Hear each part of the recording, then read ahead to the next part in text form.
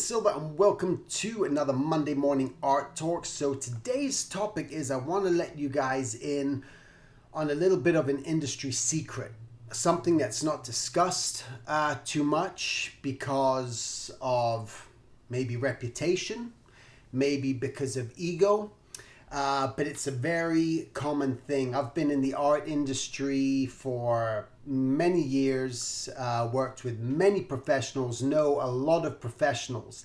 And that industry secret is that all the professionals, I can say all the artists that I know, every single one of them has some sort of insecurity about their own artwork. And that's the reality. The same thing that you may go into, thinking that because this person's a professional, they think they're God's gift to earth and that their stuff is great and perfect. And the reality is not. Within every single one of us, we have a little bit of a demon that we face on a day-to-day basis. Every time we have a new project that's been given to us, either through individual client, otherwise through a studio, we have to tackle it. And we go through our work and we'll look at it and we go, oh man, it's just not right. We'll fight it. We'll fight the process. And in the process, we belittle ourselves and our work. And even when someone else comes to us and says, man, your work is great, it's awesome.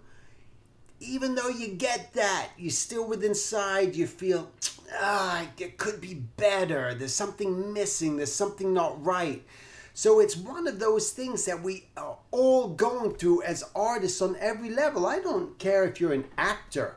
I don't care if you're a dancer. Whatever you may be in the creative field, I know you're going through it. And if you're not going through that, well then you're probably most likely lying to yourself. And I can be honest with you. I've seen the best of the best and friends of mine that go through this. You go, what are you talking about? But it's there. So it's a reality. Because the reality too is art is a slow progression.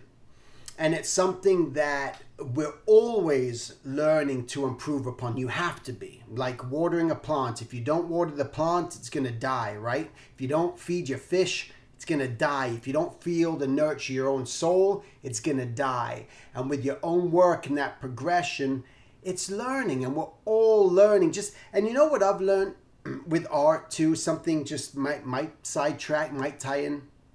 You ever notice if you had a puppy that all of a sudden turns into a dog before you don't even see the progression of that puppy growing older? I can say it for my kids too and my dogs, where people, they've grown up. So you go, wow, I didn't really even notice it because it was a slow progression. And it's only where people sometimes may notice in your own artwork, you're not going to notice it within yourself. You're not even going to know that you're progressing. As long as you keep maintaining it, and again, you keep feeding your soul, keep feeding your art, you're not even going to see that progression happening. What's going to happen is sometimes you're going to run into someone from the out, someone who hasn't seen your work in a long time, and they may afterwards come to you and go, wow, man, your stuff's really great. Your stuff's really grown. Really? I didn't think that it has, because you can't see it. And that's the thing that fools us all the time, is we can't see our own progression.